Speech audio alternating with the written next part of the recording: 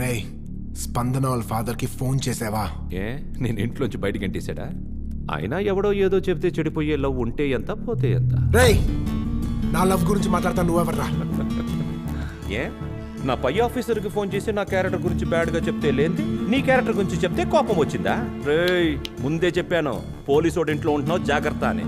కరెక్ట్గా దొరికి. ఓ, ఇప్పుడు నాకు బాగా కనెక్ట్ అయిందిరా. బేసిక్లీ నీ లవ్ తొప్పిది కాబట్టే నా లవ్ చూస్తే నీకు కడుపు మంట.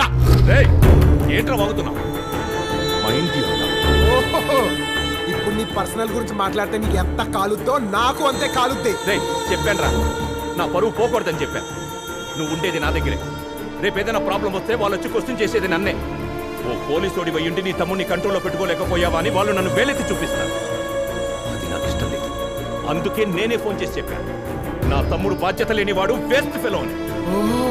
నేనంటే ఎంత రెస్పాన్సిబిలిటీ నాన్న నీకు. ఏంట్రా వెటకారమా? వీసా కోసం 10 లక్షలు తీసుకుపోయావుగా, ఏం చేశావు? ఆ డబ్బేం చేశావు? ఎవడబ్బు సొమ్ముని ఖర్చు పెట్టావు? అది నేను కష్టపడి సంపాదించారా? పోలీస్ గారు ఇదంతా సంపాదించావా? రాంగ్ రూట్ లో సంపాదించలేదని గ్యారెంటీ. ఏదైనా ఉంటే నా గురించి మాట్లాడు, నా జాబ్ గురించి మాట్లాడు. మాట్లాడతాను రా. నువ్వు లంచం తీసుకుని సంపాదించట్లేదని గ్యారెంటీ ఏంటి?